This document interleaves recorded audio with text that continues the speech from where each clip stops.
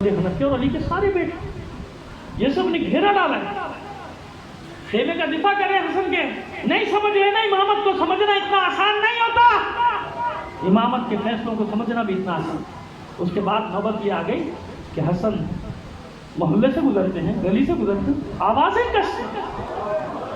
مظلومیت دیکھو، وہ جوان جس نے جمل کو فتح کیا، جانتے نا جمل کو فتح کرنے والا حسن ہے، یاد رکھیے گا، کیونکہ وہ ناقے کے آگے لاشوں کے ڈھیر لگ گئے تھے، ہٹتے نہیں تھے. تو علم لیا تھا علمدار سے حسن نے اور حملہ کیا، صفوں کو چیرتا ہوا گیا تھا. یہ حسن ہے جس نے ناقے کو پے کیا تھا، بٹھایا تھا ناقہ بیٹھا تھا، جنگ ختم ہو گئی تھی. فاتح جمل ہے حسن. صفین میں حسن کے حملے تھے، سب سے زیادہ حسن نکلتے تھے حملہ کرنے، یہاں تک کہ مولا کو پکار کر کہنا پڑا، نہج البلاغہ میں موجود ہے یہ بات مولا کی، کہ اس جوان کو روکو، رسول خدا کی اس نشانی کو روکو، مجھے ڈر ہے اس کو کوئی آنچ نہ آ جائے. علی اپنا بیٹا نہیں کہہ رہے حسن کو، کہتے رسول خدا اپنے بیٹوں کو بھیجتے. حسن حسین کو بھیجتے ہوئے ذرا سا جھجکتے تھے، جب لوگ کہتے میں ڈرتا ہوں. یہ رسول خدا کی نشانیاں، انہیں کوئی زخم نہ آ جائے. لیکن معلوم تو ہوا کہ صفین جمل نہروان میں حسن کا معرکہ کیسا ہے.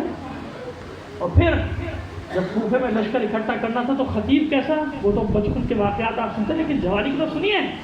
جب کوفے والے کسی طور تیار نہیں تھے تو عمار یاسر کے ساتھ اپنے بیٹے حسن کو بھیجا تھا، اور حسن نے آ کے جب خطبہ دیا تھا کوفے کی مسجد میں، مسجد کوفہ میں 1.5 گھنٹے کا خطاب حسن کا، تو پورا کوفہ الٹ پڑا. مولا کی نصرت کرنے کے لیے سب سے بڑا لشکر پھر کوفے سے چلا تھا، یہ حسن کا کمال. لیکن اس حسن کو یہ سننا پڑ رہا ہے کہ جناب جنگ سے جی چڑایا. کتنا بڑا امتحان ہے میرے مولا کا، کتنا بڑا امتحان ہے، لیکن دیا ہے نا امتحان اسی میں. لیکن جانتا ہے شرائط، ایک صلح کی شرط کیا ہے کہ اس کے بعد یہ نامینیٹ نہیں کرے گا، بلکہ خود بخود حسن کے پاس آ جائے گی. حسن کا کانٹا راستے سے ہٹانا ہے نا، لہذا مروان لعنت اللہ علیہ، اب اس کے کسی رشتہ دار کو برا لگے تو لگے، میں کیا کروں، جس کا نام لیتا ہوں اس کو کوئی رشتہ دار نکل آتا ہے، میرا رشتہ دار ہے، اس کو گالیاں کیوں دے رہے ہو، لعنتیں کیوں دے رہے ہو. اب پتہ نہیں ابو لہب سے بھی ہے کہ نہیں رشتہ داری کسی کی. فرعون نمرود سب قرآن میں ان کا بھی کوئی نہ کوئی رشتہ دار ہوا، وہ بھی نکل کے آ جائے کہ وہ قرآن میں لعنت کیوں بھیج رہے ہو. عجیب ہے، عجیب قصہ ہے. مروان لعنت اللہ علیہ، اس کو ہائر کیا گیا، سازش تیار کی گئی، کیا کیا جائے. زیادہ بنت اشس، منافق کی بیٹی، منافق کی بیٹی، کبھی پڑھ چکے ہیں، سوال ذہن میں آتا ہے تو آنے دیجئے، کوئی بات نہیں، کبھی اس کا جواب دے دیں گے کہ بھائی پھر اس سے عرض کیوں کیا تھا. یہ بڑا سوال پیچھے انبیاء تک جائے گا انشاءاللہ، کوئی بات نہیں، کبھی دے دیں گے جواب. زینب بنت اشس، اور یاد رکھیے گا اس سے پہلے بھی 1-2 بار زہر دیا گیا تھا، لیکن آپ اس سے روبہ صحت ہو گئے تھے. اب جو سب پلان کیا جا رہا ہے وہ کچھ اور پلان کیا جا رہا ہے. سب بیٹے حسن کے جوان ہیں، انہیں سمجھانے کی ضرورت نہیں، وہ سب سمجھتے ہیں. ایک چھوٹا سا 2-2.5 سال کے ہے نا، 2.5-3 سال کے جناب قاسم، ان کا آئیے.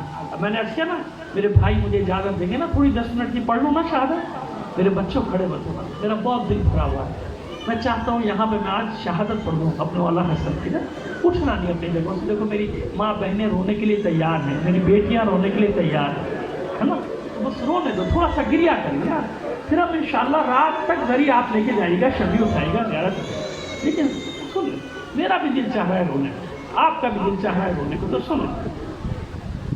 سازش تیار ہوئی اور شش زہر حلال.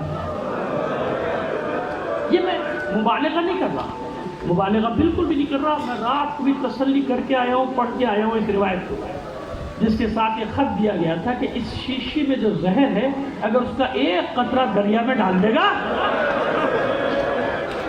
آبی حیات ختم، دریا میں جو زندگی ہے وہ ختم ہو جائے. 1 لاکھ درہم اس کو دیے جا چکے تھے، اور یہ بھی وعدہ تھا کہ بعد میں پھر عقد کیا جائے گا اس سے جو بعد میں حاکم بننے والا ہے.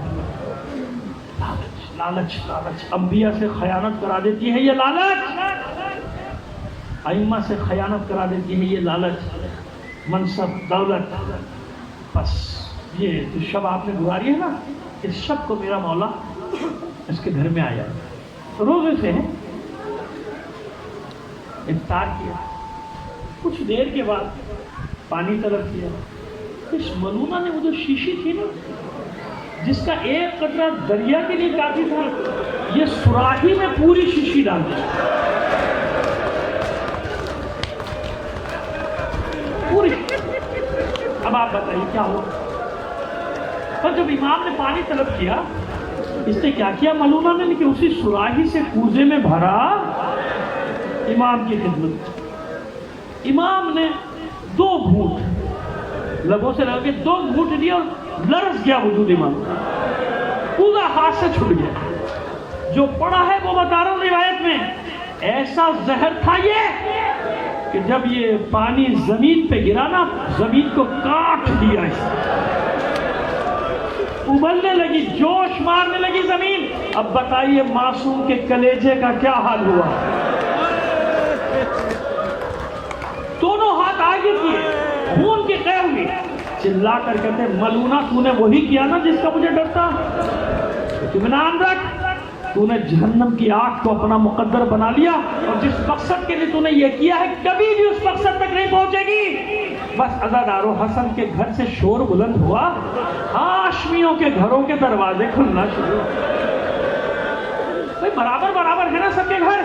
مجھے نہیں معلوم پہلے کون آیا، حسین آئے کہ زینب آئی. سب آ گئے، بہنیں آ گئی، بیٹیاں تو گھر میں ہیں نا، بھائی آ گئے. دوڑ کر حسین نے آغوش میں لیا، بھیا یہ کیا ہوا؟ زینب دوڑی، لگن لے کر آئی. کہتے ہیں کہ لگن میں جگر کے ٹکڑے کٹ کٹ کر گر گئے. سنیں، جزاکم ربکم. نہیں، لگن میں نہیں گر رہے تھے. میری آنکھوں سے دیکھو، بلکہ اپنے دل کی آنکھوں سے دیکھو، انصاف سے بتاؤ. کربلا میں جب حسین کا گلا کاٹا جا رہا تھا، ماں زہرا آئی تھی کہ نہیں آئی؟ آئی تھی نا. ماں زہرا کی آغوش میں اس کے لاڈلے حسین کا سر قلم کیا گیا تھا. تو میں کیسے مان لوں کہ حسین کے لیے تو زہرا آئے اور حسن کے لیے نہ آئے؟ لگن میں نہیں، بلکہ ماں زہرا نے اپنا دامن پھیلایا ہوگا. قیامت کے دن دامن میں حسن کے جگر کے ٹکڑے بھی لے کر آئے گی. معبود یہ کیا میرے بچوں کے ساتھ، میرے کلمہ گویوں نے یہ کیا میرے بچوں کے ساتھ. وقت کم ہے، وقت کم ہے، سب کو بلاؤ. سب کو جمع کیا، سب کو حسین کے حوالے. بچوں کو بھی بتا دیا کیا کرنا ہے. خلاف کربلا ہوگا. حسن کے کتنے بیٹے شہید ہوئے ہیں؟ اس کے بعد جناب ام فروا سے فرمایا میرے قاسم کو لاؤ. 2-2.5 سال کا بچہ. قاسم آئے، کلیجے سے لگا دیا. آنسو بہ رہے ہیں حسن کے، کبھی سر کے بوسے، کبھی آنکھوں کے بوسے، کبھی گلے کے، کبھی سینے کے. عجب انداز میں میرا دل کہتا ہے کہ شاید حسن کے سامنے کربلا آ گئی. کربلا آ گئی. دیکھ رہے ہیں حسن کے میرے بچے کے جسم کے ساتھ کیا ہو. لہذا پورے جسم کے بوسے نے بلایا ام فروا کو. دیکھو یہ چھوٹا ہے، بڑے اپنی ذمہ داری ادا کریں گے، لیکن جب واقعی کربلا ہوگا یہ اتنا بڑا ہو جائے گا کہ تلوار اٹھا لے. دیکھو اسے میدان میں جانے دینا، روکنا مت. اور اگر میرا بھائی روکے تو یہ میری وصیت. کہتے نا تعویذ لکھ کے بازو میں باندھ دیا تھا امام حسن جناب قاسم کی، اگر اجازت نہ دے تو میرے بھائی کو میری وصیت دکھا دے. ہوا ایسا؟ اچھا اب آپ انصاف سے بتائیے، پروردگار سب کو سلامت رکھے، اپنے زمان میں رکھے، لیکن موت تو برحق ہے نا، برحق ہے نا. جس گھر میں بیٹیاں ہو، بہنیں ہو، جنازہ اتنی آسانی سے جا سکتا؟ نہیں جا سکتا. نہیں جا سکتا. کہاں جانے دیں گی بیٹیاں؟ کہاں جانے دیں گی بہنیں؟ ارے جب بھائی جنازہ اٹھانے کی کوشش کرتے تھے بہنیں کے جائے، ابھی نہ لے اور بھائی رکھ دیتے، بھائی واپس رکھ دیتے. جی بھر کے رخصت ہونے بہنیں، جی بھر کے رخصت ہونے بیٹے. لیکن جب جنازہ چلا جائے پھر کسی بہن کی یہ خواہش ہوتی ہے کہ جنازہ واپس آئے؟ کسی بیٹی کی خواہش ہوتی ہے کہ جنازہ واپس ابھی نہیں اٹھے گی، بھری نہیں اٹھے گی. ابھی میں کر رہا ہوں، ابھی آپ سنیے میں کہاں تک جاؤں گا. نہیں ہوتی نا. بس عزاداروں کیا ہوا؟ جنازہ نکلا حسن کا تیار، نکل گیا. وہاں ناکے پر بیٹھنے والا خچر پہ بیٹھ کے آ گیا. بنی امیہ کے 300 کماندار، ان کے تیر کمانوں میں بالکل چلا کھچا ہوا. شور ہو گیا، یہ میرا حجرہ ہے، میرا کمرہ ہے، حسن کو یہاں دفن نہیں ہونے دیا جائے گا ورنہ تلوار چلے گی. ادھر انہوں نے للکارا، ادھر عباس نے قبضہ شمشیر پہ ہاتھ ڈالا. کس کی مجال ہے؟ میرے آقا کو جنازے کو دفن ہونے سے روکے روضہ رسول میں ہاشمیوں نے شمشیریں نکالی. حسین نے اپنے شیر کو دیکھا، غیظ میں آ گیا، شانے پہ ہاتھ رکھا عباس کے پاس. عباس جنگ نہیں کرنا، بھائی کی وصیت ہے کہ جنگ نہیں کرنا.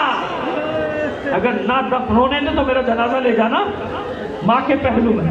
ابھی یہ گفتگو ہو رہی ہے، ہاشمیوں نے تلواریں نیام میں رکھی ہیں کہ ان بدبختوں نے 300 تیر ایک ساتھ چلا.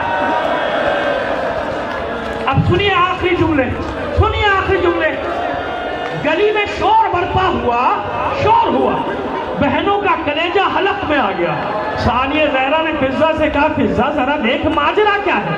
فضہ نے دروازہ کھولا، سر پیٹنا شروع کیا.